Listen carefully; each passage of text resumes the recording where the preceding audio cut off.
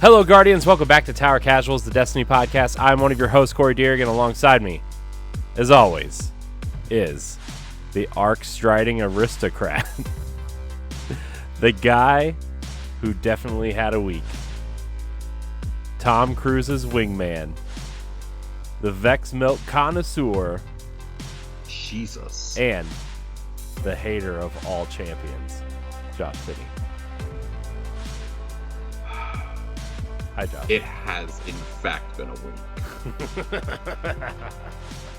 Are those the 5 you're sticking me with tonight? Yeah. Not as many submissions this week, guys. Come on.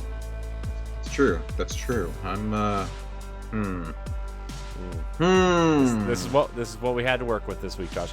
So while you're mulling that over, we did forget to name the winner last week at the end of the show. We did. Would you like to reveal the winner of last week? The winner of week 1 is the Volt Shot Vandal. Ooh, Joasis is our winner. You guys know this about me yet? Yeah, yay, Joasis! Yay. I don't know if you know this about me. I really love Volt Shot. It's like my favorite perk in a hot minute. Yeah, it's a good really, perk. Really fun on the Scout and on the Pulse, or not the Pulse. God, the sidearm. I got it on the Scout rifle. So I crafted it on the Scout rifle. Nice. Lucky enough to get a red border, eh?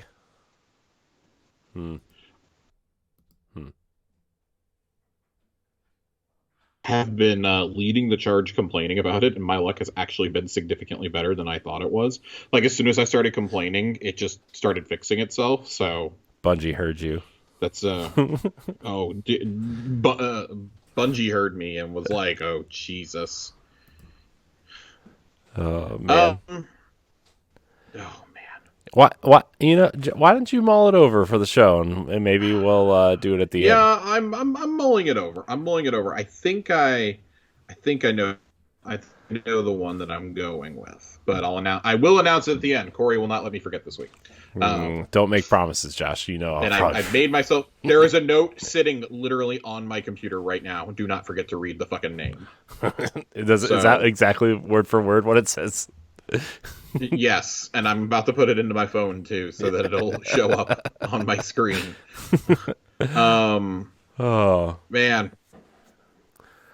What a week. Hey, what a week. What a fucking week, man. I made a quip on Twitter about the names a couple nights ago.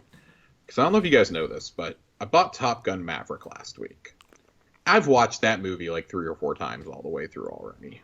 Like, it has become like, I feel like I'm one of those dads who just turns on TNT and lets it run on a Saturday afternoon. Oh, God. This is like the ultimate, like I am 30 right now. I'm a little bit older than my dad was when Top Gun came out, the first one. And let me tell you something. This is destined to be like I don't even know. Is TNT even still around? Like HBO, like the HBO Max movie of the week or something. Like this is gonna be one of those that like I never got it with Top Gun 1. It was fine. It was kind of quotable. Anthony Edwards and Tom Cruise are great. It's very weird seeing Ryan in that movie. Yeah. And then it's just like, oh, it kind of ends. Like, it ends with Val Kilmer and Tom Cruise, like, being friends. And that translates somehow into they're still friends, like, 30 years later, which makes no sense according to the trajectory of the original movie whatsoever. We're led to believe that Iceman has just been saving Maverick's ass for, like, 35 years career-wise. I cannot tell you how much I know this movie frontwards to backwards. So I really appreciate whoever submitted Tom Cruise's wingman, because it's pretty fucking great. It's not gonna be like a Goose situation though, where you eject and you eject wrong. It's not gonna be a Goose situation. Corey, I don't know. I'm assuming that you have not seen Top Gun Maverick. I have not seen Top Gun Maverick.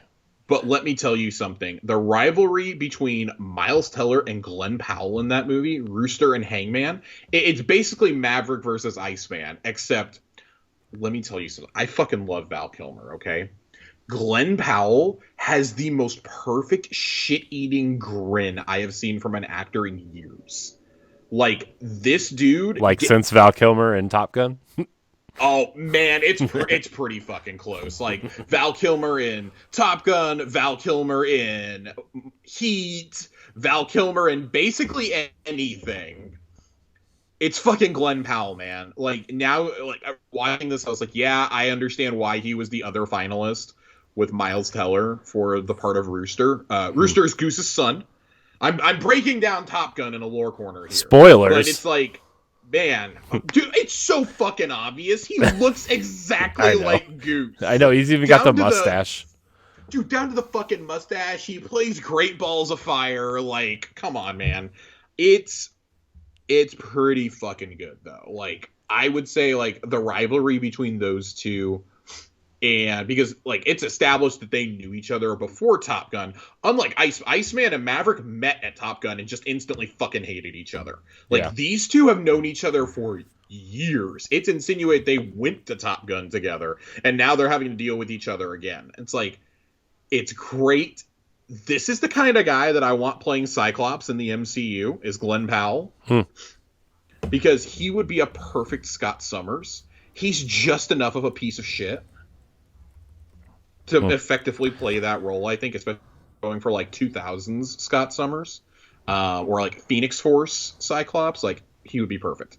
I digress, though. I really appreciate you guys putting in a Top Gun nickname, because I got the gush about how Top Gun Maverick is, like, the most perfect dad movie ever made. Watch next week. They're all just going to be Top Gun nicknames now. Dude, I put out a call. I says, warning: if you submit a Top Gun or a My Hero Academia related nickname, I will go off topic immediately. I got one of those two. It's on y'all to get me a My Hero Academia nickname this week. There might have been. Andre, I'm looking at you, man. I'm looking at you. Calling you out, Andre. He's calling you out because me and Andre talk about My Hero pretty regularly. So, right here, man. Right here. I'm looking right at you. My Hero Watchcast coming soon. Just kidding. That is not an announcement. That is not an announcement. I'm just kidding, guys.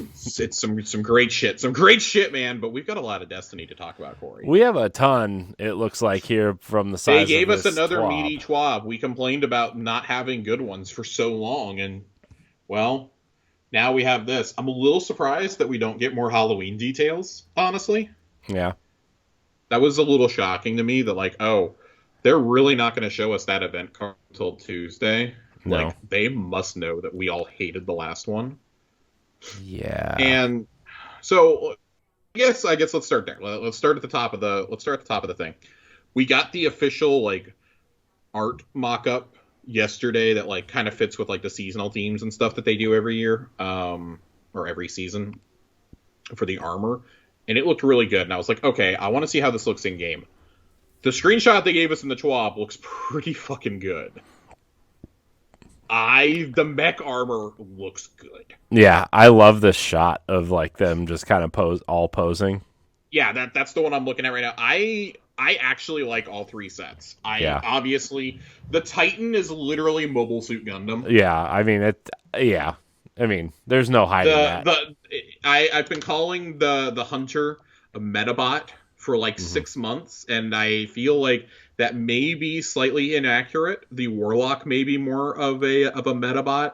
The Hunter helmet at least reminds me more of Voltron. Yeah. But yeah, I think this was really good. The reveal of this armor and how it looks in game. So a couple weeks ago, I think we talked about it on here. If not, I definitely did some private complaining about it. There were data mined images of some of the stuff from Festival of the Lost, and the armor sets looked really bad. It was like how they look when you pull them up inside the app. Like, just like really crude and like grayed out and stuff. And people are like, oh, this looks like shit. Like, nah, you think? It looks really bad. Oh, are you talking about the images that they showed off with them without any shaders on them?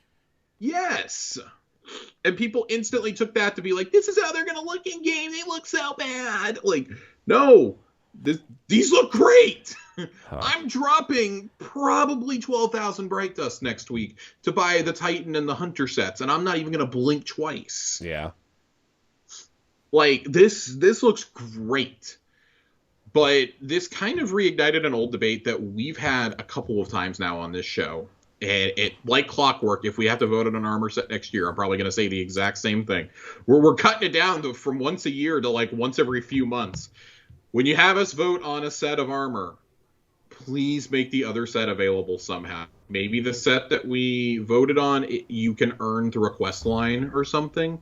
And you toss the other set into, honestly, like Johnny said in the Discord, but it's something that I've said in the past as well to a few people.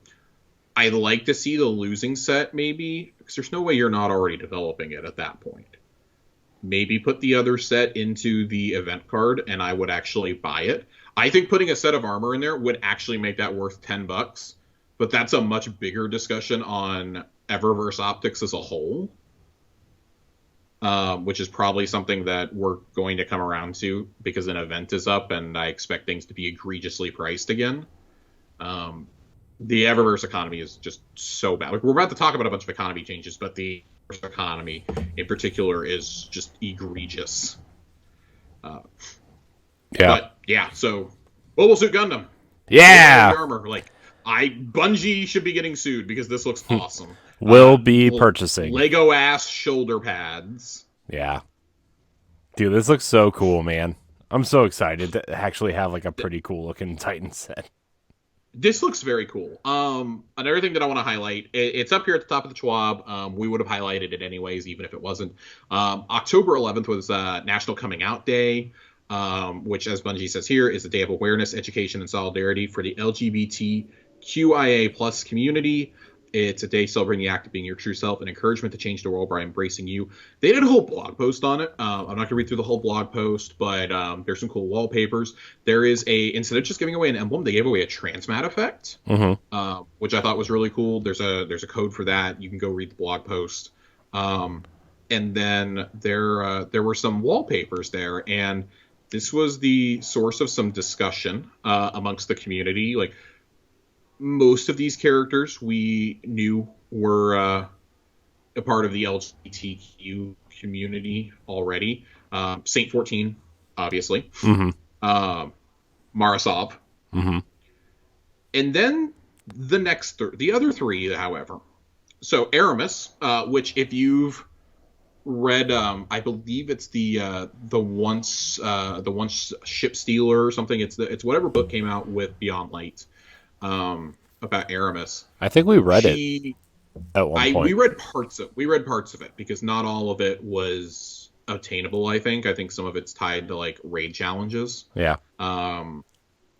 But her partner was Aetheris of Aetheris's Embrace, and she sent her away with their hatchlings sometime before the events of Beyond Light. So Aetheris is still out there somewhere. Presumably that's where Eramis is going to. One of the Cloud Striders is here, who has been confirmed to be non-binary. And then, last but not least, is good old Uncle Drifter. Uncle Drifter is down here, and that was the one him and Eramis seemed to spark the most conversation. And I mean, I think that a lot of us kind of went, well, that makes sense. It's Drifter. Makes sense. It made so much sense that I thought this was already confirmed at one point. So this is these colors. I don't think it's a coincidence. You can see like the colors on each of these wallpapers hint to the sexual orientation that they are. Yeah, I think Liana tweeted about it and said each flag or each color palette is meant to represent. I believe so. I just I didn't want to point out. I didn't want to misspeak. Yeah. So to say. Somebody tweeted that out. Drifters is the colors of pansexuality, though, which is interesting and makes a lot of sense. Like, if you think about who Drifter is as a character. So I thought that was a really. I think these are kind of details, and of course, there's trolls on Twitter and Reddit complaining about it, and outright screaming at one of the game developers, like, so you have time to tell us about the sexuality of these characters, but not fix rewards from grandmasters. And rightfully so, that person got flamed by the entire studio very publicly, and by a lot of the community today, because those things are not mutually exclusive. It's just like when we were talking about, the eager edge nerfs and whatnot, and oh, you have time to nerf eager edge, but you don't have time to fix duality. Like, those are completely different teams. Right. Break it to you guys. Those are totally different teams. Totally and completely different teams. God, people. And I wish there was a video, like a 10-minute video to maybe somewhat educate people on how video games are made. I would like that too. I think it's absolutely silly. Not that like you can really explain that in 10 minutes, but No. But also, like, I don't think that it's like rocket scientist to know that the people who make the encounters probably aren't the same as the rewards team or the weapon balancing team, or your social media team and or why are you tweeting at one of the writers of the game to fix this? Like, maybe get the fuck over yourself and go outside a little bit. Like, yeah, it's probably frustrating, but this reward is going to be back with the exact same GM later on in the season, and like, it's Bungie. Like, their people play the game too. Like, I guarantee you, Dylan is in there being like, "What the fuck, man? Mindbender's not dropping the way it should," and Lightblade is one of the 3 hardest GMs in the game. Yeah. But kind of getting back to what we were talking about with National Coming Out Day, that's just another example of Bungie with their social causes, and still doing things we don't really see from any other studio. Really trying to walk the talk, so to speak, of what they preach with the inclusivity and whatnot. So the only people that are not going to be included in this, because this is where the bigots were getting mad. They were like, well, we don't like this, and you're not including us. And they're like, yeah, there's no place for you in this community. And that's true. I mean, that's something that Corey and I have said since day one. There's no room. If you're not going to respect somebody as a human being, there's no room for you in this community. Yeah. And thankfully, we don't have that issue like in our community. Like, oh my gosh, our little corner of the universe. I mean, that makes me so happy that our Discord is. I don't have to go around policing what people are saying in our Discord or anything. Yeah, everybody just intrinsically knows like we're going to be respectful of everybody, regardless. Yeah, I mean, it's not like our Discord isn't huge, but it's not small by any stretch, right? And the fact that we don't have to police anybody in there or on our Twitter following or anything is just like, thank you. Thank you. Josh and I appreciate that so much. We appreciate you being, normal-ass human beings and not weirdos. Corey, let's talk about something that's needed to happen for a long time. All right, let's do it. We're going to talk about changes to the game economy, and this is simpler economy. Everybody, this is a step in the right direction, especially for those who may not play a whole lot or new lights. Destination materials, man. Starting in Season 19, players will no longer be able to obtain the following items: Dusklight shards, microphasic dataliths, helium filaments, barren bows, spin metal leaves, or glacial starwort. The key word here is, unlike previous currencies that have been removed from the game, these materials will not be fully deprecated, but more on that in a bit. We decided to make this change because Destiny has grown to become a much more complex game than what it started as all those years ago. One of the major goals was that we have on the economy team for D2 is making the game more approachable to new and returning players. Removing these materials benefits players by freeing up inventory spaces and making it easier to find the items they are looking for. And with fewer currencies to manage, it'll be easier for players to learn and remember the value of the items they have in their inventories. What about material exchange? It's not going away. Rahul will continue to provide the services that Spider once did, although there will be some changes. These materials will not be fully deprecated as we've done with destination materials in the past, but instead Rahul will continue to accept any destination materials you may have stored up over the years, although we'll see them exchanged at a lower rate than they had previously, and he will no longer sell destination materials to new players. Starting in Season 19, Rahul will now exchange 5,000 Glimmer for a stack of 20 destination. materials. If players have less than 20 of a material in that inventory, Rahul will exchange 250 Glimmer for each individual material offered up by the player. Once Season 19 begins, this will be the only use for Destiny moving forward, so you can safely exchange all your materials and free up that inventory space. There are some new items that Rahul has found an interest in, however. Starting in Season 19, players can exchange excess Dark Fragments, Phantasmal Fragments, and Hero Waste pieces at Rahul in exchange for Glimmer. So great, because I literally have like 2,000 Phantasmal Fragments, and that's not an exaggeration. Mm-hmm. I probably have close to that in Hero Waste pieces also. Dark Fragments, I don't even fucking know. So yeah, I keep some of these in your vault for like nostalgia purposes. Like I still have my Fizzled Callus tokens, for example. But yeah, these are going to be useless. Thank God. I do wonder what they're going to replace the bundle of destination materials with on the season pass. That's like 9 rewards they gotta figure out. Which I expect just to be like legendary shards. Glimmer. Yeah, I mean, it's got to be legendary shards with the way the economy is going. Dude, I'm so tired of Glimmer. Right I don't remember the last time I ran out of Glimmer. It used to be much more frequent, but now, it doesn't cost me to do servers anymore. So I'm not, and it doesn't cost me to like slot mods either, which used to be the big one. So with materials going away, there will be a change. Everything's going to be done through legendary shards or Glimmer now. Now that you know about the changes to material exchange, you're probably thinking, there goes the easiest way to get Glimmer. To offset this, we want to breathe new life into a part of D2 that maybe doesn't get as much attention as they used to, public events. In Season 19, public events will get a big Glimmer boost, especially the heroic versions. When completing heroic public events, players can expect to earn between 10 and 12.5 thousand Glimmer. When completing normal public events, you can expect to earn between 3 and 4. These are raw numbers without Glimmer boosting mods or bonuses enabled. Cool, fine. I think that's totally acceptable. It's totally fine.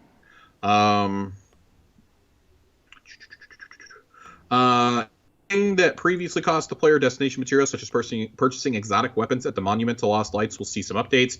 In the case of these legacy exotic weapons, the destination materials will be replaced with a legendary shard cost. Raid exotics such as Anarchy and Teraba will see no change to their current costs.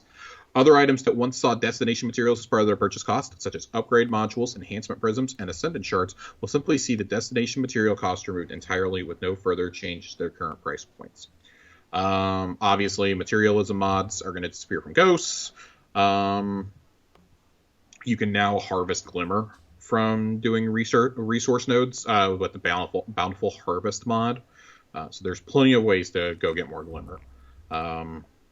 As players noticed with the release of the Witch Queen, the deposits of osmium found around the throne world did not grant a currency, but instead delivered Glimmer, XP, and reputation directly to the player. Though we will not be creating new reputation systems for our previous destination vendors, such as Devrim, Failsafe, Petra, and others at this time, we will be working to improve these experiences. Devrim and Failsafe, our longest tenured destination vendors, will be getting a small update in Season. The reputation system that saw players turning in destination materials to gain ranks has been removed. This also means there are no longer rank requirements to purchase armor from these vendors. Additionally, the ghost shells and emblems that were once earned via reputation rank increases can now be purchased directly from Devrim and Failsafe for 10 legendary shards each. We also increased the number of daily bounties from 3 to 4. Though we don't have repeatable bounties to add to these destinations at this time, it brings us closer to parity across all the destination vendors. Finally, we will be removing the sale of sunset weapons from both vendors when the season goes live. This is largely to prevent players from wasting resources on weapons that cannot be upgraded to the current level cap. So, cool. We're simplifying it across the board. I don't think this really merits a whole lot of conversation. They laid it out. Like, good. 2 thumbs up. That's like 6 spots I'm getting back in my inventory now. Yep. And that can get pretty filled up with some of these seasonal currencies and stuff. Mid-season weapons tuning. This is the bulk of the TWAB, and I'm going to be completely honest. I'm not going to read most of this. This is a lot of numbers and shit here. Numbers and shit. We typically read through these. It's just we read through so much last week in regards to what was coming down. It was a big Q&A format, and I think it was actually like both easier and harder to read through. This is kind of more on the normal end. I would encourage you that if you are interested in some of these changes to come read through them yourself. I will fly through and do like the highlights, basically their bullet points. But it's a lot of numbers. There's a lot of explanation and like a lot of weapon theory in here though. So if you're interested in a deep dive, I would recommend coming through and doing it. If I see something that like jumps out at me, we'll read it, but there's a lot here. Yeah. There's a lot. There's so much. I'm going to focus on the exotics at the end, honestly. But this is in the hotfix that is coming in 6.2.5, which I believe is going live on Tuesday. Yeah, I think so. With Festival of the Lost. So, auto rifles see strong usage in PvP activities, around 25%, but that drops to 13% in endgame PvP, such as Trials of Osiris. We often hear suggestions we should decrease time to kill and increase the range of auto rifles, but we found that with very minor changes to either, they become quickly oppressive across all sandboxes. As it stands, several high-impact 360s and precision frames 450s are already ranging hand cannons and at least one adaptive frame can as well. We do not want them to wholeheartedly be competing with pulse rifles in the 40 meters plus range. Even a single bullet reduction in time to kill places many auto rifle subfamilies into best-in-class lethality. As such, we decided to lean more heavily into increasing their ease of use and making them feel better to shoot within their optimal ranges with a substantial buff to stability. Precision frame auto rifles specifically have languished since Uriel's gift meta of early Destiny 2, and because they are so inherently so stable, they did not benefit much from the changed outline above. Increase the effects of stability stat on recoil reduction by 20% at the high end, and precision frames increase crit damage multiplier from 1.5 to 1.55. So crit damage goes from 30 to 31. Yay. Bows, we talked about the bow changes. Pulse rifles are currently strong in the sandbox, both through the reduced dominance of other mid to long range weapons and the availability of multiple easily acquirable and craftable strong options. In addition, a few balance passes back, we buffed their range a moderate amount, but in the current sandbox, we no longer feel they need that help across the board.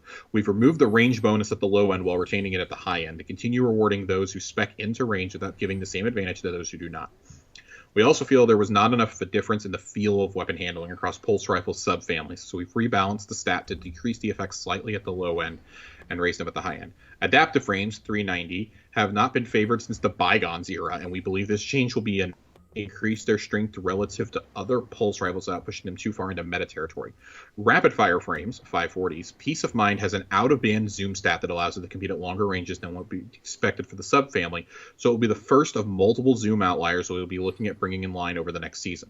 So, in summation, rebalance the effective stat across pulse rifles, increase the effects of handling by 5% at the high end, so mostly lightweight and adaptive frames. Reduce the effects of handling by 2% at the low end, so for high impact and rapid fires. Adjust the damage fall off based on the range stat. The adaptive frame pulse got a precision multiplier from 1.6 to 1.65. This allows a weapon to kill guardians below tier 4 resilience with 6 crits, which is 2 bursts in 0.6 seconds. And then Peace of Mind base zoom reduced from 19 to 18. As we've said before, these may seem like relatively minor changes, but they can have pretty rippling effects in a sandbox. So I'm curious to see how the next Iron Banner goes with Peace of Mind. Yeah. That's going to be the big test for me. It's the number one Trials, has been since it came out, but I think there's plenty of other good options for Trials. It's like, Mercury says here, it's a pretty easy weapon to go and obtain and craft a god roll on your own, exactly the way that you want it. And that's not a bad thing, but when it completely dominates PvP, I can see where they're going like, oh shit. It's not like you had to go grind out for that god roll like we did with messengers. This got handed to you on a silver platter. So, scout rifles, 150 high impacts are going to be scaled back a little bit. Reduced body damage from 42 to 40 and crit damage from 73.5 to 70. Because they're slightly too easy to use in terms of time to kill. Yeah. For reference, 150s are Jade Rabbit. That's the Jade Rabbit archetype. Yeah, I've seen a lot of Jade Rabbits lately. Yes. Well, we're going to address that. There's specifically a Jade Rabbit section once we get through subfamilies of weapons. Sidearms. They basically gave it better fall off distance by 30%, which is just fucking wild. Sidearms with rangefinder will feel the same, but without rangefinder, they're going to feel notably better. That's crazy.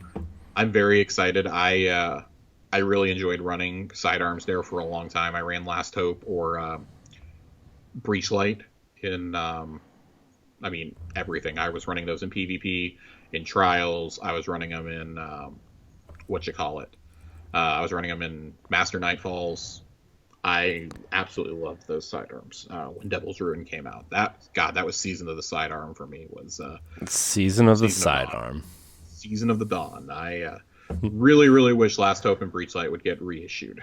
And I'll ask for it every single season until it happens. We want to be careful touching SMGs, as we believe most of them are in a good place with their intended ranges. Some SMGs can be used well outside of their distance effectively, and it's made it difficult for other weapons to compete. Outliers in the precision frame, 600 RPM. So that's like your Shayura's Wrath, for example. Yeah, that's your Shayura's Wrath. I had to make sure I was talking about. In general, reduced damage fall off, and that's the hip fire reaching its lowest point by 24 to 23, so you can't just spray and pray. And then precision frame, increased base damage from 16 to 17. Crit damage goes from 22.4 to 23.8. Reduced the zoom of Shayura's Wrath and friction fire from 16 to 15. Again, one of those relatively minor changes. You may go, oh, they're giving them slightly more damage on Shayura's, which is already amazing. Yeah, Shayura's is like really amazing when you can get that zoom going, though. Yeah. Without that, I'm not going to say that Shayura's is going to be like a bad option, but I do think that more things can compete with it, which is the whole purpose. And then lightweight frame SMGs reduced base damage from 11 to 10.8, crit damage from 18.2 to 17.9. Precision frame fusion rifles reduce the effect of the intrinsic precision frame perk has on recoil direction by 50% for fusion rifles only. Glaives, reduced glaive shield damage resistance versus players from 75% to 50%. Damage from player supers remains unchanged at 50. Damage from non-players unchanged at 97.5. So this is something that is going to be addressed primarily for PvP. And like all these changes are directed towards PvP, mind you. Mm-hmm. But something that is said here, we'll continue to keep an eye on glaive shield damage resistance in the future, especially when the improved hit registration changes come into effect in Season 19. Sniper rifles. This is kind of a PvE change here. Increased the settle time after receiving flinch by 60% and reduced received flinch in PvE. Now that this is sufficient playtest time, we are making a similar change to linear fusion rifles in Season 19. So this is what we were talking about a few weeks ago, that this could be coming. It is going to come to linear fusion rifles. Under the hood, incoming damage causes a player's aim to deflect by an angle depending on the weapon type and damage amount, and then there's a spring force that pulls aim back down, called the dampening ratio, and spring force, often called a settle time. We made a change in Season 19 that has significantly moved the needle in internal playtests.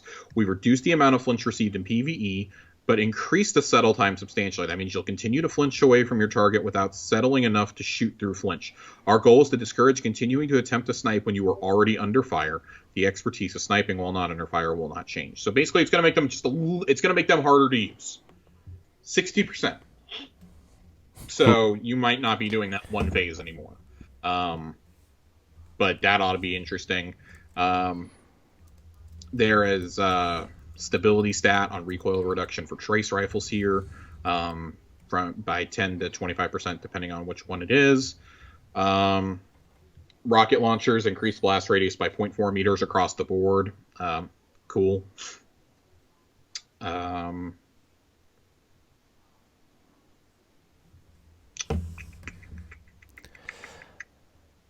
Let's hit these exotics. Yes, let's do it. Let's do it. Because the thing is I like all of these exotics. Like, I like all of them. Yeah.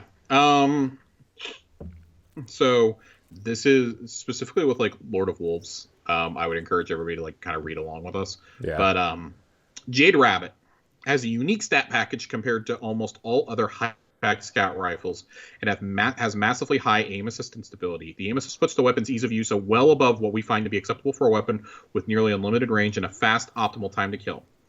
The high-impact scouts are performing comparatively better than they have been in the past. We have reduced aim assist by 20, so we should be getting domed a lot less by Jade Rabbit in everything other than momentum control. Lord of Wolves. This and No Time to Explain are the two big ones here. We nerfed Lord of Wolves. We mentioned it was the first part of a larger rework we were planning for the weapon aimed at making it more competitive in PvE. Right now, Release the Wolves perk reduces accuracy by a substantial amount with the intention it would be useless against small targets, but still land shots on larger targets. The increased spread meant it was difficult to land crit hits on even on large targets without having to be dangerously close to them. In content where the extra damage matters, this could often be a lethal experience, so we've reduced the accuracy penalty by 70%. It should still be inaccurate enough that using Release the Wolves in PvP against Guardians will not be effective, but will make it that much easier to consistently hit critical hits on big targets in PvE without needing to be right next to them. When Release the Wolves is active, reduces ADS accuracy penalty from 10 to 3, remove the 25% universal damage buff, added a 40% additional PvE damage buff, removed the 50% critical hit multiplier penalty, added full auto as an intrinsic perk. Cool. We'll see how it works. I'm never using this in PvE though. No. So.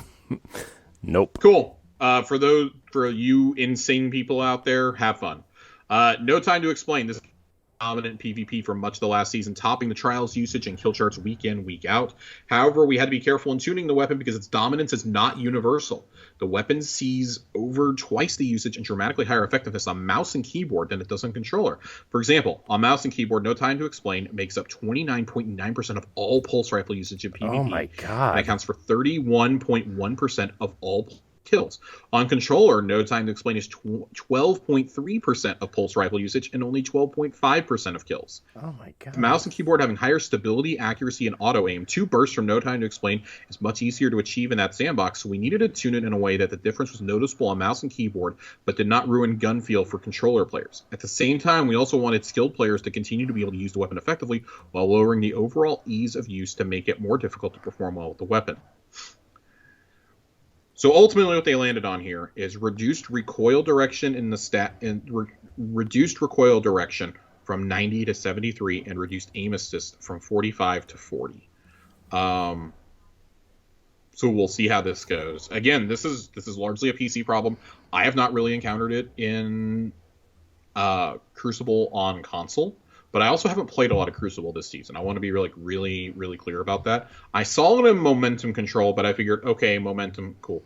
I haven't waited in the trials at all this season. I'm sure that when I go in there this weekend or next weekend or something, I'm going to see it there, unfortunately. But that is more, I wouldn't say like more of a competitive gun, but I would say like that's more of like a try-hard thing. Mm-hmm. And obviously, as we can see on PC, it's like auto kill essentially. 31%. That combined with peace of mind, man. Jesus Christ. That's insane. The numbers on this wild. Oh my god, that's dude! Wild. 29.9% of all pulse rifle usage on mouse and keyboard. That's wild. Runner is a very niche weapon with a very niche strength, but 50% damage resistance in PvP with the perk active is far out of band from what we want damage resistance options to exist. We have reduced it to 15%, which is still among the highest damage resistance options available, while making it less of a free win option versus other players who are using weapons. So reduced damage resistance versus players when the Arc Superconductor is active from 50% to 15%. Future items that are going to be tuned sometime in the next season, not necessarily at launch. Special ammo, linear fusion rifles, Lawrence and Arbalist, including auto aim reduction and flinch tuning for those two. Machine gun balancing to make them better as an option in PvP, reduce the difference between them and other heavy weapons in PvE, make them less punishing to use for ad clearing, and remove the damage penalty to Dead Man's Tail at 5 stacks of cranial spike. Let's go! Excited. I'm very excited. I love Tail. I've been using Dead Man's Tail a lot lately. I really like that weapon. Excited. I was kind of like, I don't know if I like this at first. but like I don't know, man. I've been using it a lot, and I'm like really into it right now. Mm-hmm. It's still a good weapon. It's our old friend Joe. It's one of his favorite weapons ever in Destiny. But with that, we're done with the Monster Twab. We're Monster done with everything. Twab. We Not weren't as going to read through monstrous everything. We as read through an awful lot. Not as bad as last week. It is a lot of like deep shit on the back end.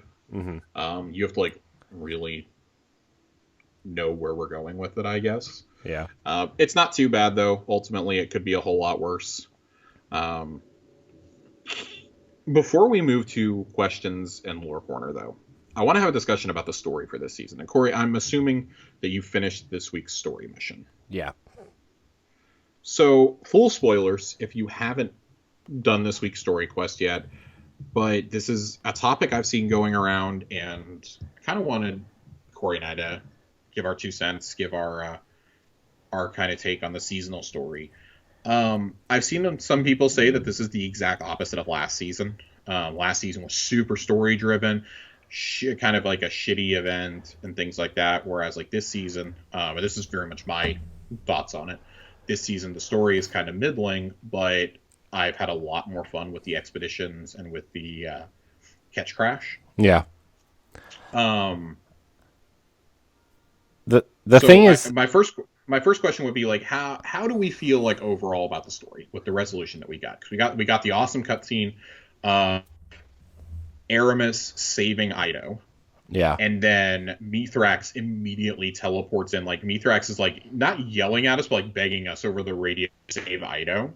Yeah. And when we burst through the door in the cutscene, and we see Eramis save Ido, and then Mithrax transmats in, and they immediately are like they're throwing down. They're throwing down right away. And we saw some of these images in the initial trailer for the season, the story trailer for it.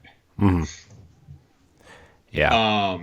Mithrax has the opportunity. So, side note, it's really funny that Aramis' sword is the sword from Deepstone Crypt, because that's like one of the worst swords in the history of Destiny. Taniks left her a really shitty breakup present.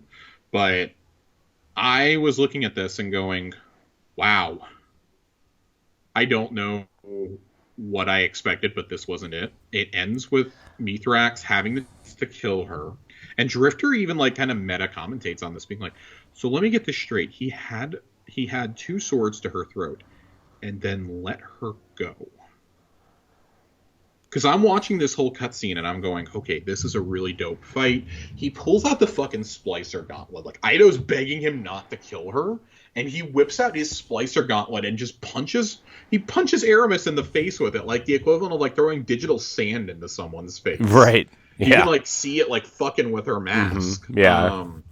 And like when she's laying on the ground, you can see like the light in one of the eyes, and her mask is out.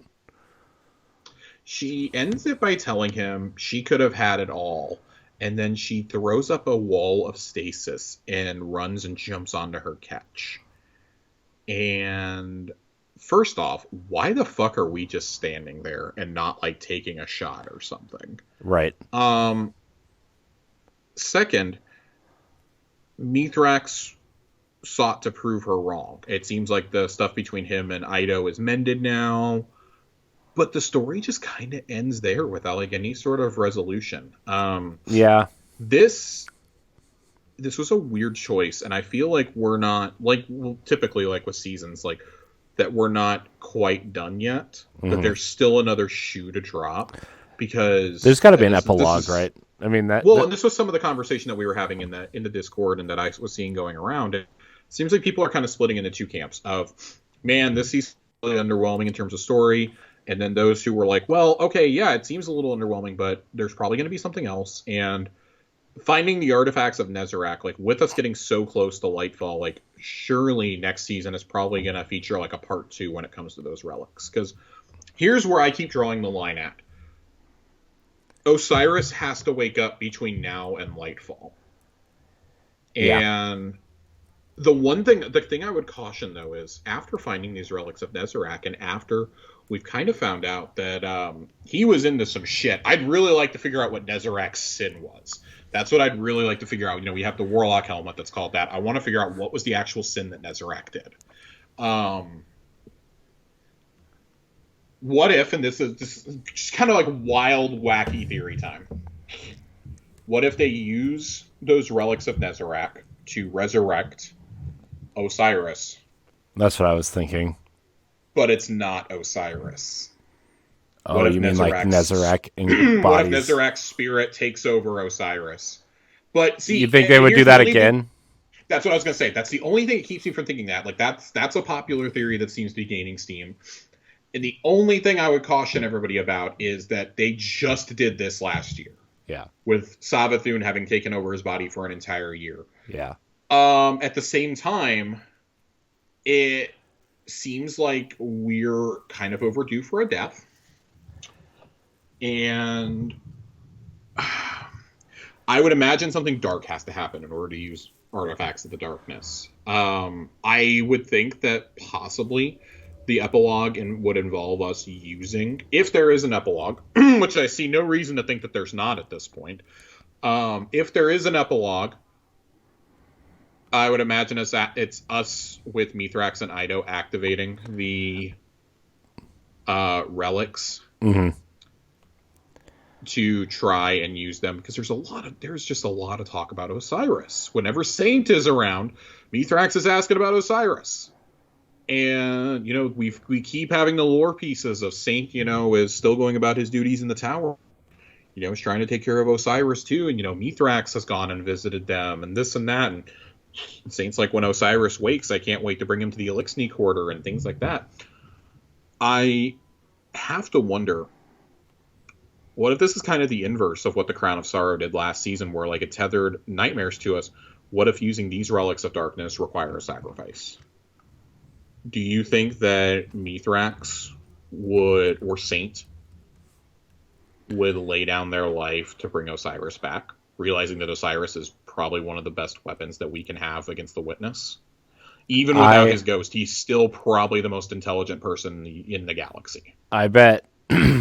It's got I could see it both ways. I could see Mithrax sacrificing himself so Saint and Osiris could be together. Right. And so because his whole thing has been about atoning for his past too. Yeah. Yeah. And so I could also see, I could see Saint sacrificing himself so Mithrax could live, and Mithrax ends up helping Osiris or whatever. But I don't know why you would do that why we had a whole season about bringing Saint back from the dead, right? So my guess would be Mithrax would sacrifice himself for Saint. Yeah, I would be. I'd be interested to see what happens, because when we place the they talk about the curse of Nezarec, mm-hmm. and I'm interested to see where that goes, because surely that has to play into it. I'm pulling up the cutscene because I wanna make sure that I'm speaking specifically what is in there, and I'm not inferring the wrong thing. God, fucking YouTube, if it doesn't crash my whole computer here. Which it seems like it might. Hang on. Uh-oh. Set the music. So they believe Ido and Mithrax believe they harnessed the power. To what end, we're still uncertain. While I believe in our abilities, I'm concerned about potential side effects that such a process could invite. Ancient dirge I discovered describes something called the Curse of Nezarec, which is rumored to drain the life of the user. So that's pretty key there, I would say. I don't give credence to such superstition. Dark Age humans were comically ignorant. Still, I'd rather not take the risk. My father disagrees. I suspect he wishes to redeem himself for his past wrongs, and in that I cannot dissuade him. We will continue searching for a method to unlock the relics. Until then, the light abides. Light provides, excuse me, not abides. Light provides. That is some dark shit, man. Yeah. I'm a little curious, and shout out to you, Walt, for archiving that for me to find pretty quickly. The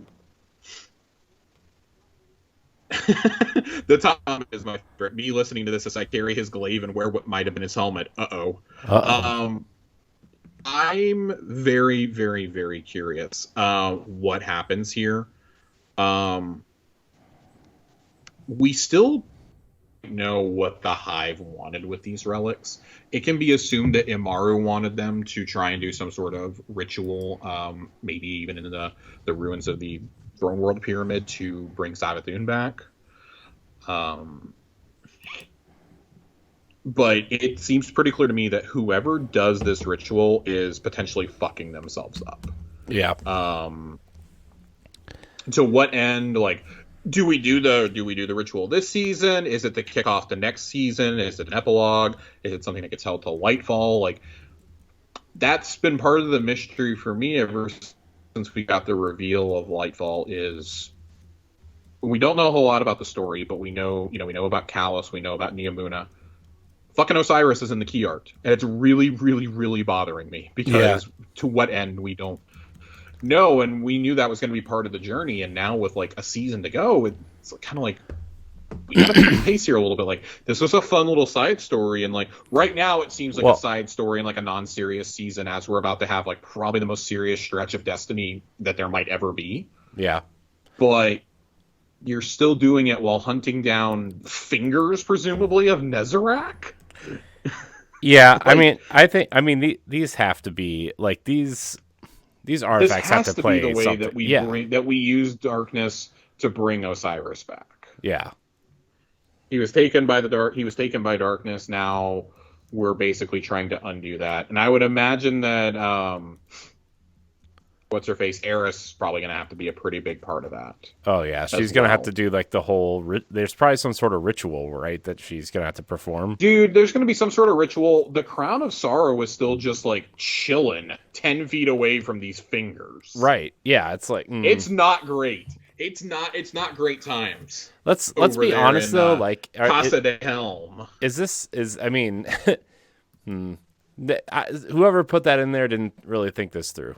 It's not thought through, concerned. Yeah. But you couldn't keep him in the city either, because that's where Savathun's body is being dissected, apparently. I mean, that's fair, but they don't have any other like secret base, something that they could hide it. I don't know. Seems a little. This seems a little sketchy. Yeah, I'm concerned. Not a fan. Not a fan at all. Not a fan, everybody. No, this sounds terrible. Corey, let's do some questions. Let's do some questions. Some absolutely ridiculous speculation out of the way. But I guess before we move on, what have you thought about the story overall this season? Now that we've gotten through the 8 weeks of the season that the story is dictated through, what are your thoughts? I mean, overall? I feel like it started out kind of like, okay, this is cool, pirates, and then like the whole setup with Mithrax and Ido and Eramis was like a really cool kind of premise for a story that just kind of like, as of right now, just kind of fizzled out. Like space pirates and the event was super cool. Yeah, if I could offer one theory that I have. The final radio message, it's in the final lore piece that you get as well. Eramis acknowledges in the final lore piece that you get for placing the relics that there is not a place for her amongst the new Elixni, among a new race. She doesn't want to live amongst the humans, but she also acknowledges to herself that Ido is the future of the Elixni, that's why she saved her ultimately. Mm-hmm. And that Ido is like, come back to us, and this, that. And she's like, nah, there's there's no place for me there.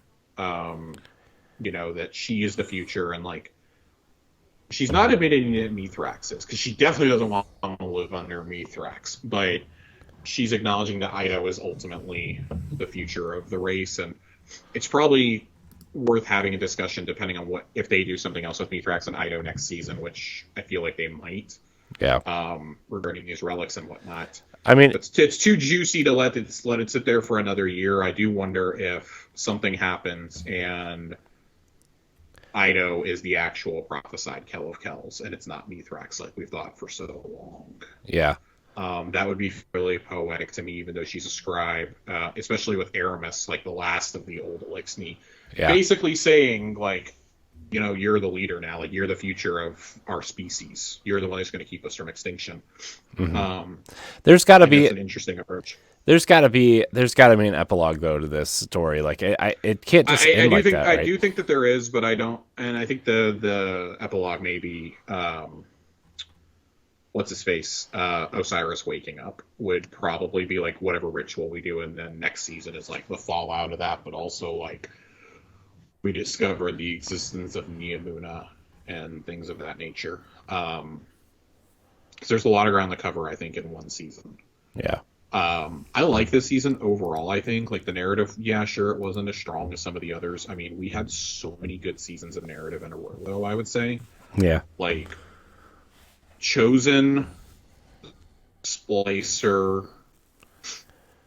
Lost. I think all three of those were pretty strong narrative seasons overall. Yeah. I would argue that, well, I mean, I liked Risen, personally, with Saladin and Crow. Oh, yeah, that was cool, too. Yeah. Last season is one of the best story seasons we've ever had. It's kind of weird because this is, like, probably the first truly, like... I think... excuse me. My voice is starting to go out. Had Risen gone on any longer than 4 weeks, I think probably been like, okay, come on, let's speed this up. This is kind of like the first down season in terms of storyline. Like, right now on the surface storylines that we've been like, man, kind of a bummer here. This almost feels like we're back in the seasons of Shadowkeep in a large way in terms of storylines. But it's pretty clear the Mithrax stuff is building for the future, as is Ido, Spider, and Mithrax. Yeah. Even Drifter. Like, there's a lot from all of them. There's a lot of development made on their ends, revealing their pasts, etc. here. I guess maybe not Drifter. Drifter's just kind of chilling here. Yeah. But I have to think that this is a larger picture that's coming into play, and I don't think you can leave that sit until a season next year. I think that has to take, like, that's got to be dealt with, like, soonish. Like, next year should be all about, like, shoring up the allies we don't quite have yet for the final shape. Yeah. I mean, there's only 9 seasons left. The Cabal are, like, there's 5 seasons left between now and the final shape. 5 seasons. That's so crazy. So I have to think that we shore up Elixni support before then. And I have part of the... Sorry, not to cut you off, but no, you're fine. You're fine. There's 5 seasons between now and the final shape, and there's gonna be 4 seasons, presumably, for the final shape, the year of the final shape, right? Yes. Are we trying to wrap up everything in 5 seasons, or do you think this will bleed over into those 4 extra seasons? I think those 4 extra seasons are going to deal with, like, some things that aren't directly related to the conflict between Light and Dark that we've set up. Like, honestly, that may be your Shiva season. Yeah. Back see like an Iron Lord season happening or something. Them bringing back the Crota raid could tie into, like, cleansing the moon once and for all or something. Yeah. I assume there's going to be some other. I hadn't really thought about that. I assume that's kind of where you're going to clean things up at. Eramis, I think we probably deal with, if not now, then next year in the lead up to Final Shape. I think that she ends up being a dungeon boss. I do think that we're going to be forced to take her down eventually. I think it's going to, and I do think this is going back to the Deepstone Crypt. I think that's where we'll deal with her because that was her goal was to get into there all along. Yeah. And she never succeeded. Mithrax did. One of her lieutenants, and Tannix obviously was resurrected there. I would like to see a conclusion to her story. We know there is a dungeon coming next season. It would not shock me at all if she was the dungeon boss. Yeah. But if they don't deal with her now, I feel like that might get left for next year. But I could see her being like one of the things that we're mopping up after the final shape. Yeah. Maybe like she reluctantly allies with us against against the witness, and then we kind of have to offer. I could see that happening. I could see, I want to see how the next couple seasons shake out before I start predicting anything beyond the final shape, like for its seasons. But I think there's some pretty clear events that have to happen, and a lot of it is Elixir themed, honestly. It's figuring out are we going to do anything with the Deepstone Crypt, the fate of Eramis, the fate of the Kells, like who was the prophesied leader, the fate of Rasputin, Anna's hopefully non-fall darkness. Hopefully that's been averted. Obviously the events on Neomuna. The defeat of Callus has to happen. I would say the curse on the Dreaming City has to be broken. And we still haven't dealt with Xivu Arath. We haven't even seen Xivu Arath yet. Like, I could see in like the ultimate like middle finger, I could see Xivu Arath being like one of the things that we're mopping up in the seasons after the final shape. Like you fight her during it or something, or during that or during the seasons leading up to final shape, and then like you finally kill her in a dungeon. I could see that happening to kind of like cap off the Hive's story. Like I feel like that's that race, like the Hive and the Taken are like definitively going to be done for this. Yeah, I feel like I feel at least the Hive definitely have to be. I think the Hive have to. I think they're too intertwined. I think the Hive and the Taken is like a pure darkness power, so that's a little bit different. But like the Hive, I mean, that's a small army, and we've eradicated no small amount of them. Unless you don't deal with Xivu Arath at all in the next, which would be just fucking wild. Oh my gosh, we have to, right? I don't want another like 3 years of dealing with a Hive god. I'm over fighting the Hive, honestly. It would be lying to you if I said that I'm not completely and totally over this. I'm done. Let's shift let's shift the questions. Let's shift the questions though, because I kind of want to revisit this topic a little bit once we figure out exactly what we're doing with the relics here in a few weeks. We have a lot of questions tonight. Jesus.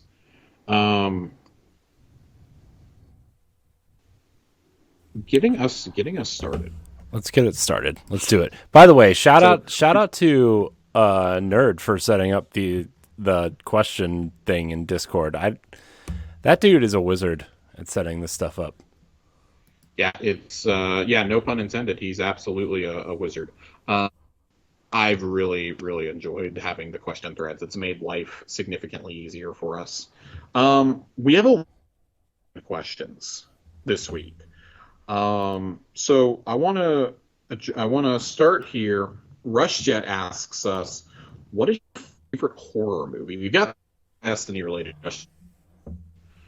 Favorite horror movie? I'm not really a huge horror I guess the first fan. question to Corey would be, does Corey like horror movies? No, the thing is like I don't watch horror movies like at all. I'm like pass. I think I'm pretty sure the last horror movie I saw was either the Texas Chainsaw Massacre remake, the first remake with Jessica Biel, or Saw, the first Saw movie.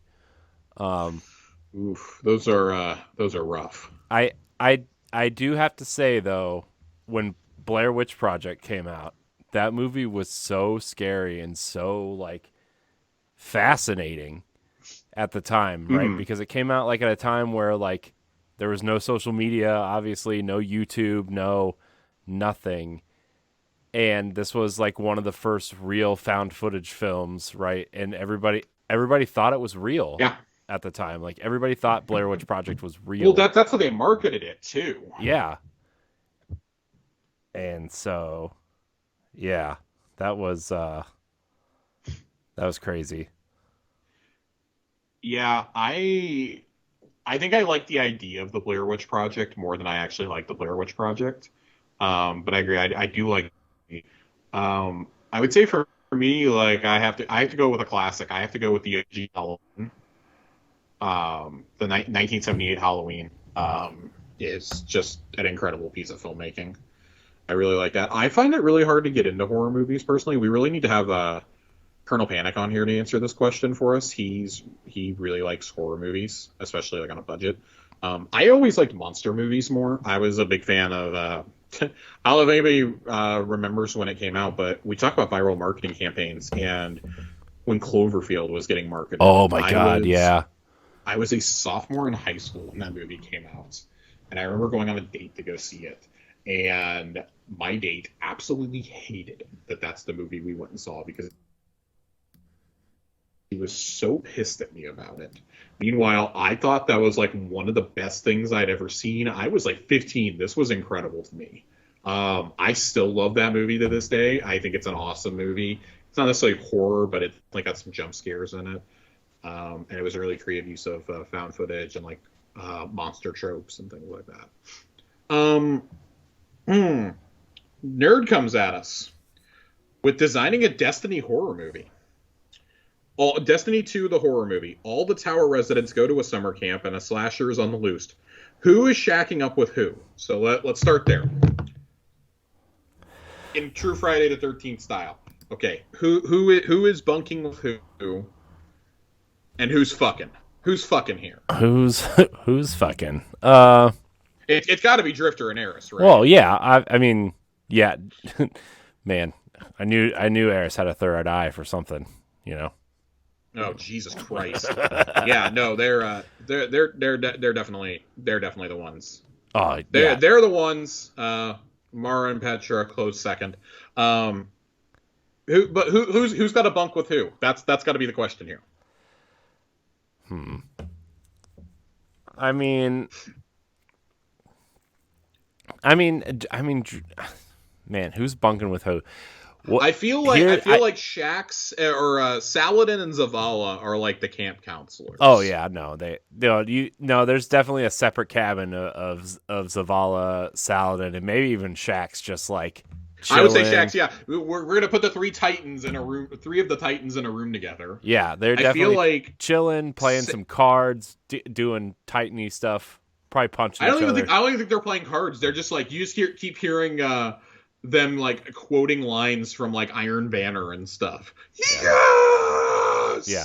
That's all you're hearing from the cabin like all night, and you're a little concerned. No, Shax is doing his worst impressions of Saladin and Zavala, and Zavala is just like, And then Zavala brought the Perrier with him. Yeah, and Saladin's just like annoyed.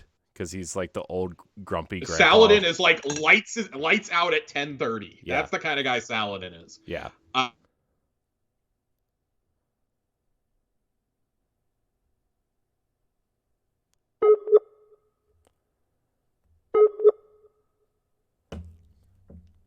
Can't figure out where Eris keeps disappearing to. Because like she's sneaking off into the woods with Drifter, right? And like by proxy, I think Drifter and I think it's got to be Drifter, Saint, and Crow sharing a room.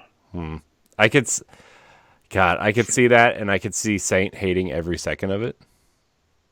See, I see Saint like loving it. Like Saint wants to be part of the group so bad. He wants to be one of the boys so bad. Yeah, but I feel like that's Drifter's like trying to share stories about like getting laid, and Saint is just like so excited to talk about it. Then he realizes that all he can talk about is his relationship with Osiris, and so he has to like abstain. Yeah, because everyone knows who he'd be talking about. Yeah, it's like the and Crow can't remember his life before this, so it's like it's like that How I Met Your Mother episode where what's his name? Where Ted and Barney are like comparing notes, and then Jason Segel is just like, talking about his conquest, and they're like, it's Lily, dude. We know. That's like Saint Osiris. I feel like Osiris is like in the real adults cabin. It's like him and Ikora. Yeah. Mm-hmm. Just like kind of chilling. Him, Ikora, maybe Amanda Holiday is there hanging out. She's wanting to play cards, and Ikora like absolutely refuses to play with Osiris. Yeah. Because he can like see the future and shit. Yeah. I kind of feel like, yeah, where's Hawthorne at? Oh man. Okay, so like I feel like you have to have a room of like people that nobody likes, and it's Hawthorne, Tess, and Ada. That's, oh my god, that would be the Devrim has to be the camp cook. We already know he makes tea canonically. Mm-hmm. He's the one stoking the fire, sipping his tea. Yeah, he's sipping his tea like all casual like and whatnot. Varix is the guy who like actually owns the camp. He's like the old grizzled grandpa. Yeah. Mithrax is the foreign exchange student. Oh no. Mithrax and Keitel are here from other countries, and Zavala like immediately stops being serious and like falls in love with a space rhinoceros. Yeah. Oh man. So the second part of this question, now that we've established where everybody is staying, the rooms that they're in, who is the slasher? Who's the killer? And I think there's only two clear-cut choices here. Who are the clear-cut choices, Josh? I mean, I think if we're going with these characters, I feel like it has to be Drifter or Eris. Eris is definitely one. I don't know. Well, I guess Drifter has his past that is pretty scary if you think about it. Yeah, I guess. Yeah, maybe they're in it together. Maybe it's one of those things like Scream. Ooh, plot twist! It's like fucking Scream. Yeah, that's what. Yeah.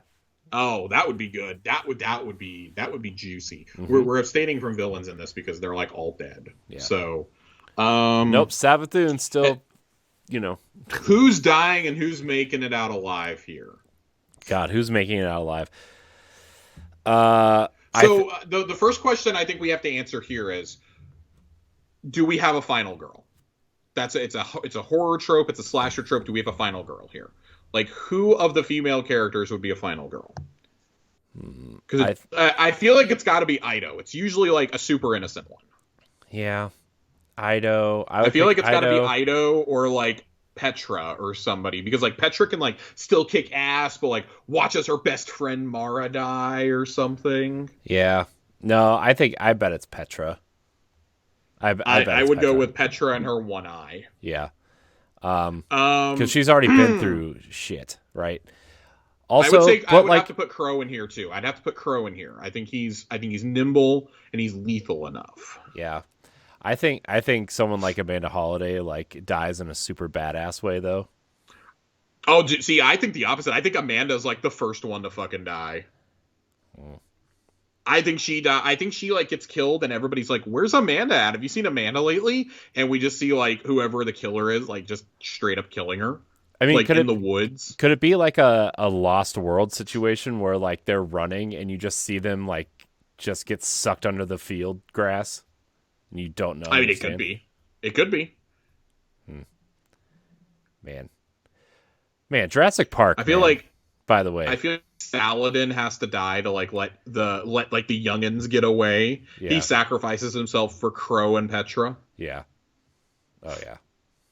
All right. And then Zavala dies in some kind of Shax dies in some kind of dumb way, where he dies in a really dumb way. Zavala and Keitel are definitely murdered like while they're fucking. Oh yeah. That's where the tag team murder comes in. They're absolutely killed buck ass naked. It's the Nightmare on Elm Street scene, right? Where they're in bed together and then you just see the blood squirting through the bed. I mean, there's that. There's Camp Crystal Lake. There's a lot. There's precedent here. My neighbors are probably like, why is this guy yelling about our space rhinoceros fucking? No, I just imagine Shax is like, it's almost like Predator, where he like thinks he's outsmarted it, and then like he just gets just sword right through the chest from behind, like just Yeah. you know. I would agree with that. Nerd asks again. He had another question. Which Destiny NPC gives the best candy and the worst Halloween candy? I feel like worst has to be Saladin. Oh no, dude, Eris gives the worst candy. What does Eris give? Not candy. She's the one that gives people like fruit or like a coupon to the dollar store. Fucking Saladin's over here giving you like protein granola bars or something. He's got a sponsorship deal with Cliff. Oh God. No, dude. Around here, Eris, I feel Eris is like I feel like Eris is like the kinky neighbor that you're like afraid to send your kids over to for Halloween. She gives you a ball gag or something. She gives one person like a ball gag and one like a whip. Oh no. She puts fuzzy handcuffs in your Halloween basket. Oh no. She's the cool parent. She's the neighbor when you look inside and you see all like these belt straps and like harnesses and stuff, and you like the kid innocently asks how many dogs do you have? Torture room or sex dungeon? No. The best candy. I feel like this has to be Shaxx, man. Oh yeah, Shaxx is giving out like the king sized super bars of everything. Drifter is handing out weed to people. He is the only time that Fox News was ever accurate about drugs being handed out to kids. Yeah, he's the one that your crazy parents warn you about.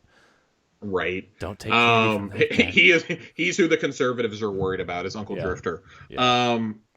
Batter, he's like putting like cans of Miller High Life in your tote. And instead of chocolate coins, he gives you condoms.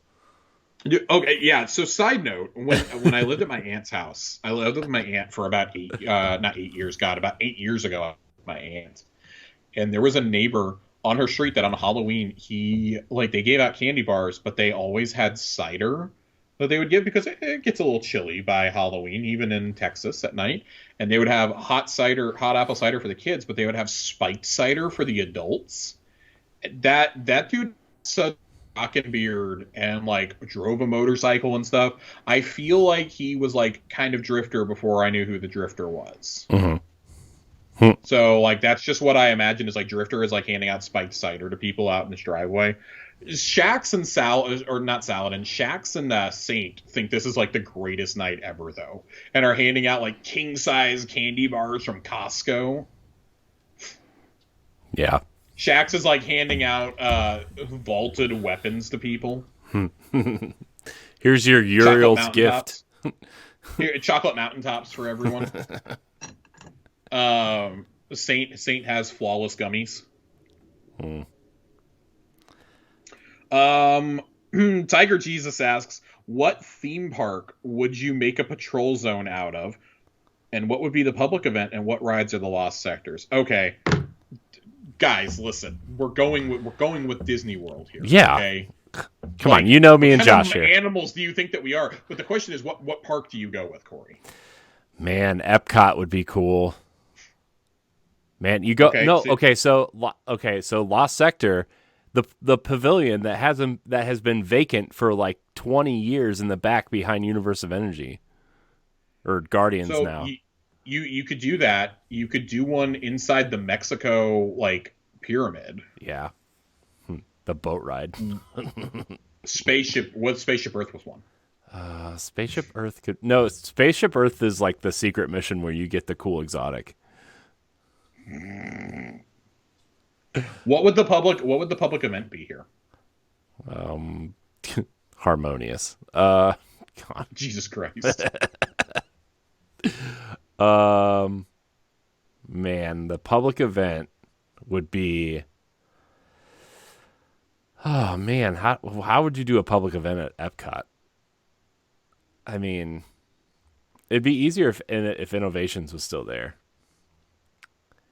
But oh, dude, the public event it is just the American Adventure. It's just the animatronic. The animatronic Ben Franklin. Yeah. So I'm gonna go. And then the legendary one is like Mark Twain, and he just slings racial slurs at you. Jesus Christ, Corey. I'm gonna go. I'm gonna go Magic Kingdom here. I'm gonna go Magic Kingdom with mine, and it's not because like it's my favorite, but I think like it works the best for this size. Mm-hmm. For Lost Sectors, I would say, I mean, the Haunted Mansion has it written all over it, right? Yeah. Haunted Mansion. Like, come on, man, that's like Michael Jordan in playing against, I don't know, like a 7th grade team, the Dallas Mavericks of the early 1990s. This is like the easiest basket you'll ever make in your life. That's number one in the power rankings of what should be a fucking Lost Sector at Walt Disney World is the Haunted Mansion. Yeah. I would say another one actually could be like right next to it. The island that's out there, Mark Twain Island. Oh, the Tom Sawyer thing. Yeah. I would say the Jungle Cruise.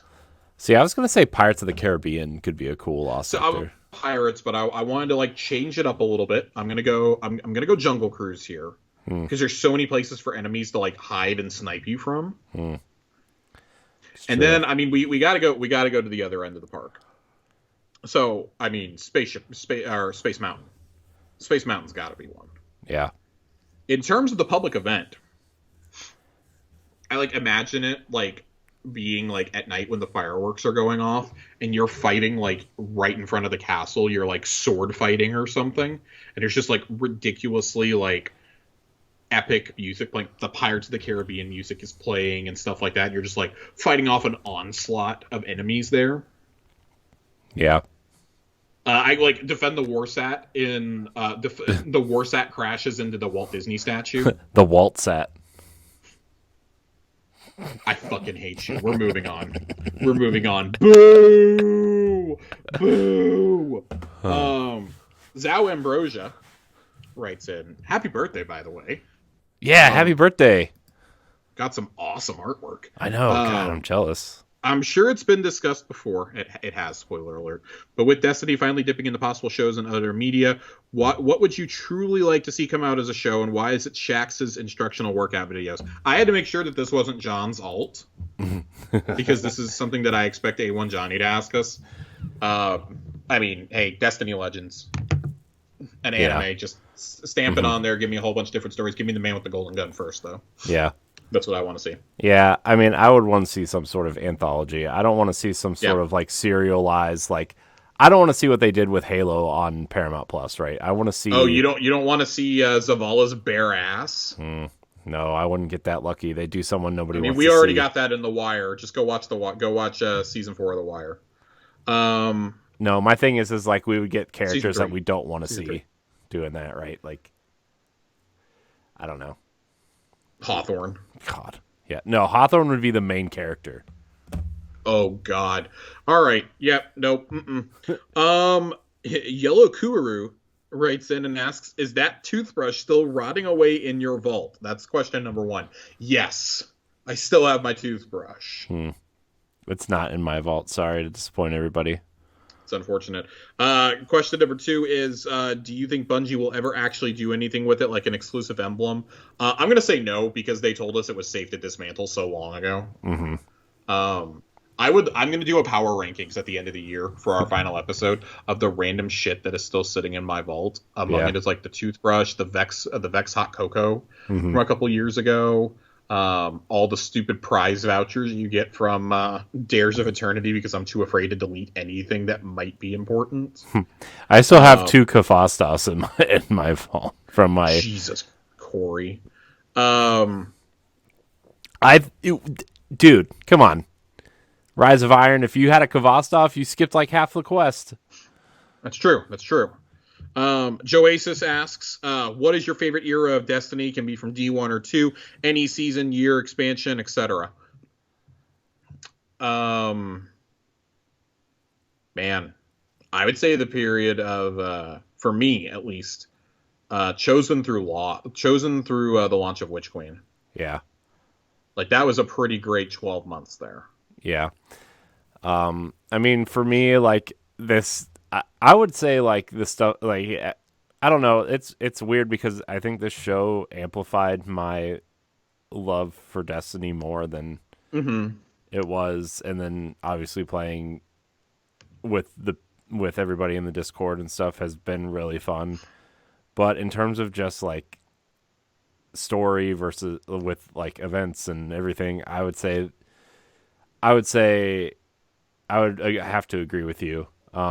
With a close second of being just the Taken King in Yeah, general. I think that we're exactly on the same page. Taken King has to be like the 1B here. Yeah. Easily the best that Destiny I 1 was, and yeah. you can make an argument for Forsaken. I think you can make an argument for the year of Forsaken stuff. You could, but because that's actually really close for me. yeah.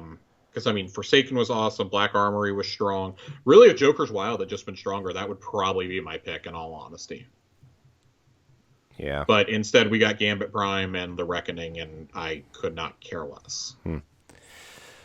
Yeah. I mean, I just I don't know, like I really thought like overall like I was so excited and so amped for the Witch Queen.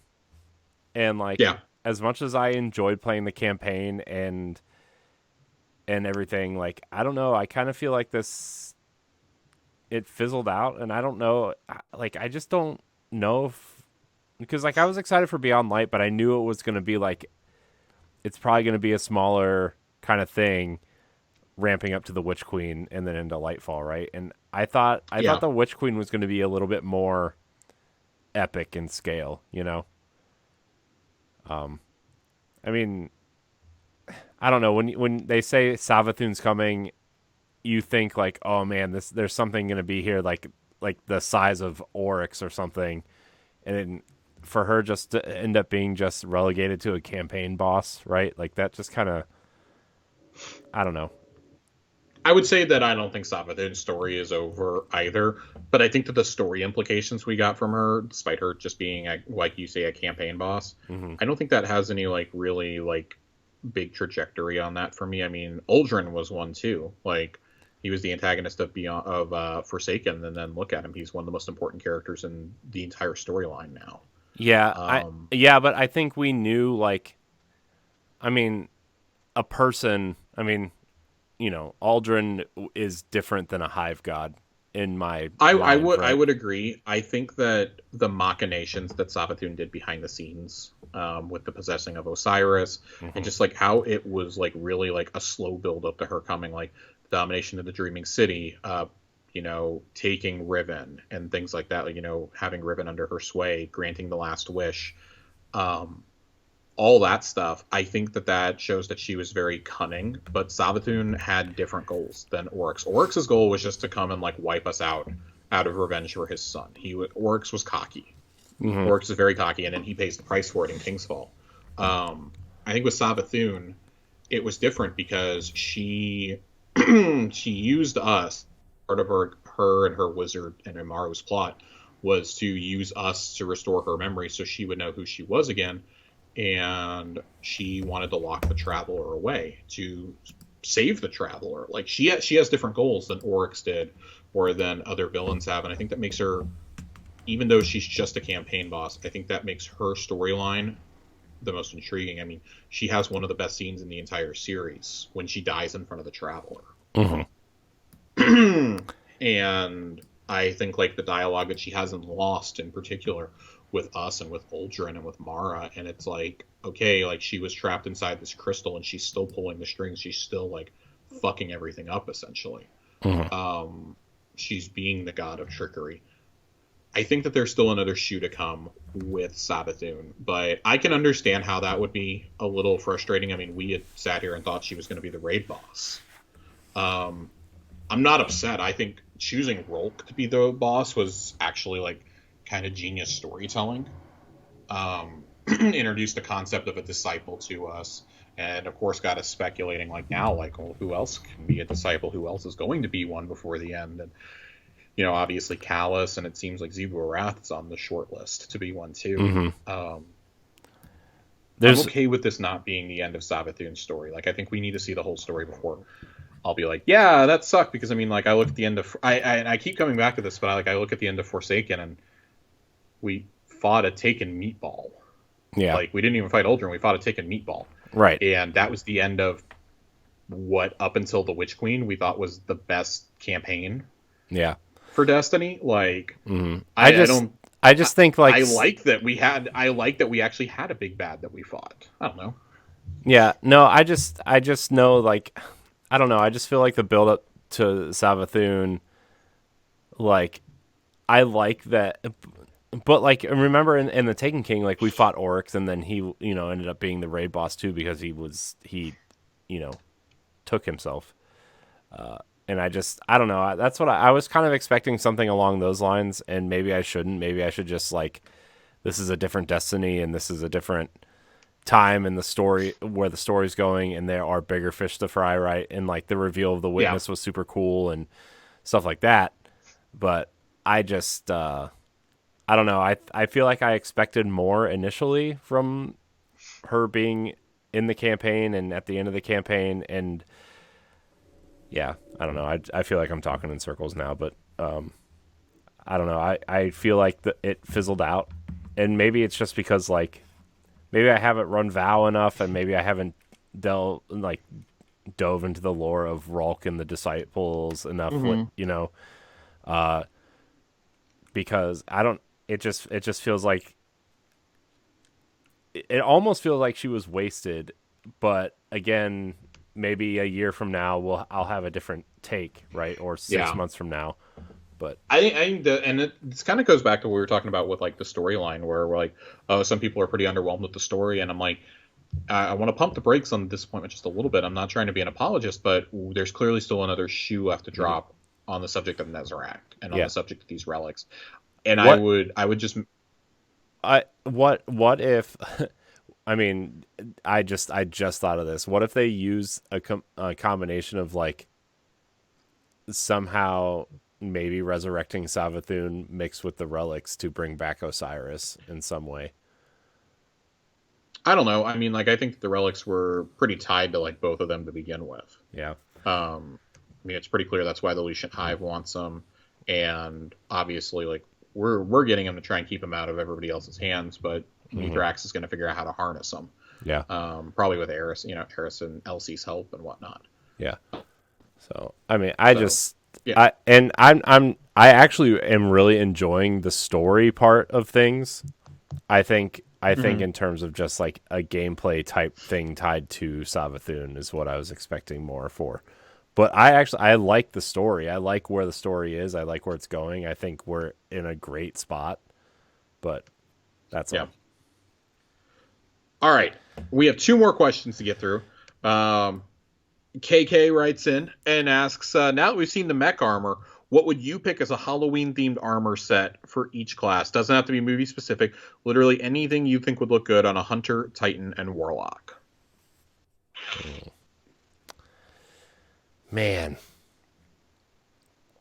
What would look good? I mean, I know they already did it for Warlocks, but I think a vampire set on Hunters would look really cool. Yeah. Do a, I don't like them, but do a hoodless cape. Or hoodless cloak and make it like a vampire cloak. Yeah. Just make it like really campy, like Bela Lugosi style. Like that could be really cool. For a Titan, I mean, like, God, Gundam was kind of the dream, right? I would say like a gladiator themed set, like a Roman gladiator set inspired set almost. Yeah. I think that would be cool because, I mean, some of the Titan stuff is already kind of themed that way, right? Like with Eternal Warrior, and obviously Saint 14's helmet is clearly inspired by that. I think for Warlocks are a little... I mean, Warlocks, I want like a full-on like mage get up with like the pointy hat and everything. I just want to take it like full Gandalf the Grey. Yeah, I think some sort of high fantasy set would be cool. Like really lean into that, especially for. I mean, I would say you could do that for all 3. I think that would be really. I think that could be really cool. Like you could do like almost like a Game of Thrones inspired set for all 3. Yeah. I think that could be really, really awesome. Yeah, that'd be super cool. But then you could also go the other way and do like some super sci-fi set too. Would be cool. I'd like a Daft Punk inspired Hunter set. Yeah. By the way, Titans have that Daft Punk helmet for Helm of Inmost Light. I Or, know. no, I have the insurmountable. ornament for it. So Insurmountable skull. insurmountable. Sorry, guys. Yep. Our final question, Corey. You and I did this exercise back on an old episode of Arsenal X a couple of years ago. We're going to fly through this real quickly, though, as quickly as we can. The top 5, and this is from Zao Ambrosia, the top 5 best fast food French fries. Oh, man. Top 5 fast food French fries. Okay, so Chick-fil-A waffle fries. Yes. That's on my list. Yeah. I'm a big fan of Wendy's fries. I got to be in the right mood. I mean, they're not like my first choice, but they are. No, definitely not. Curly fries from Arby's. I would probably have them on my list. The nacho fries from Taco Bell. I do like the nacho fries. Yeah, I could do without the cheese, but I do like the fries. Man, a fifth fry. I guess like McDonald's would kind of just be like default there, but like I haven't eaten at McDonald's in probably like, I don't know, forever. Am I missing one? Am I missing? Yeah, you need one more. You need one more. Oh God. Man, I guess McDonald's fries. Let's see. Chick-fil-A. So you've got Chick-fil-A, Wendy's, McDonald's, the nacho fries. Nacho fries and the curly fries from Arby's. All right. I'm going to go Chick-fil-A waffle fries. So good. I'm going to go, in terms of like shoestring, which are like the McDonald's style, I'm going to go Whataburger here. Go with Whataburger fries. This is like a deep cut if you live in the South or something. Well, I guess like Whataburger kind of is, but much less well-known chain. I'm going to go Chicken Express. Those are, man, that's like the perfect like size to like potato ratio. I've never even heard of Chicken Express. Because it's only in the South, Corey. It's a fried chicken joint. And it's fantastic. It's terrible for me, and I will probably die an early death. But it's so good. So I've got those 3. I would probably put Arby's curly fries on there. They like have to come out fresh, or they're going to be really bad. For my 5th one, this is kind of a toss-up for me. I would either go the crinkle cut fries from Raising Cane's. Never had them. Or I would go. Apparently I am in the minority for this opinion, but I really like the fries from Five Guys. I've never been to Five Guys either, so I don't. I probably would go, man, with the Cane's. I got to go with Cane's. I got Cane's crinkle cuts. So there you have it. You know what gets a shout out though? Not really fast food, but the wedges from Earl of Sandwich. The wedges from Earl of Sandwich, which do not exist anymore. What? No, what? Oh yeah, the last time when we went in March, they didn't have wedges anymore. No wedges and no Hawaiian barbecue. I was insanely upset. Don't tell me about the wedges, Josh. I'm telling you about the wedges like 3 weeks before your vacation. Yeah. No, okay, so first of all, I'm glad that I found out before I went, but also, what, they replaced them with tots? Yep. That was my response. Nobody wants fucking tots. Nobody wants tater tots. Look, I like tots, but wedges are the way to go. And chips, nobody wants If we chips. can do another honorable mention, the bottomless steak fries from Red Robin. Oh, yeah. Not really fast food, but they're delicious. With the Red Robin seasoning and the campfire sauce. Yeah, man. Oh, man. If that would bump Cane's out of my top 5. Oh, dude, that would bump like 3 things out of my top 5. Oh. Yeah, probably. All right, let's do a quick lore corner and then get out of here. Quick lore corner. By the way, Josh, just FYI, your Zencaster says you're offline. What? Yeah. It says I'm online on mine. Oh, well, it says you're offline. I've got a on green mine. check mark and I'm still talking. Okay. Well, maybe it'll upload. Maybe it'll. Jesus, I'm so. Oh, It's fine. I'm gonna be so mad if this gets fucked up. It's fine. We'll re-record tomorrow if we have to. This part. Um, It's fine. God knows where it cut out. Da, da, da, da, da, da, da, da. All right. So this is from the class item this season. Catch Killer's Bond. What makes a house? It is a good question and one that not many Elixni do not think on often enough. For humans, a house is a place, but for Elixni, a house is a family. It has a culture, a philosophy of living, shared by all. That is why House Light survived, even when we fled Europa, even after the ship stealer took all we had. We were not bound by place or possessions, but as family. Cryptarch Matsuo asked me why the old crews are not considered houses. It is a wise question, one that perhaps does not have a singular answer. I think it's because those who led the old crews do not wish to be true Kells. A Kell is responsible for the safety and prosperity of their house. It is honor and a burden. Those you call pirate lords wish only to take. They give nothing, even to their own people. Each raider is responsible only for themselves. A crew is expendable. A family is not. The old crews live a sad life, one best left in the past. And then the other one we have is Catch Killer's Gloves. The old crews, yes, I have gathered much information about them in the past weeks. In fact, I've just finished going over my notes. The old crews rose in the wake of the whirlwind during what we Elixni refer to as the Long Drift, the span of time between the fall of Reese and our arrival in the Sol system. I believe the equivalent period would be your Dark Ages, though Reese did not have Risen or Iron Lords. Instead, we had the crews. As you can imagine, this period was quite lawless, and the stability and abundance of Reese was no more. This resulted in what I believe is called a zero-sum game, a situation in which every gain or advantage is earned at the expense of another.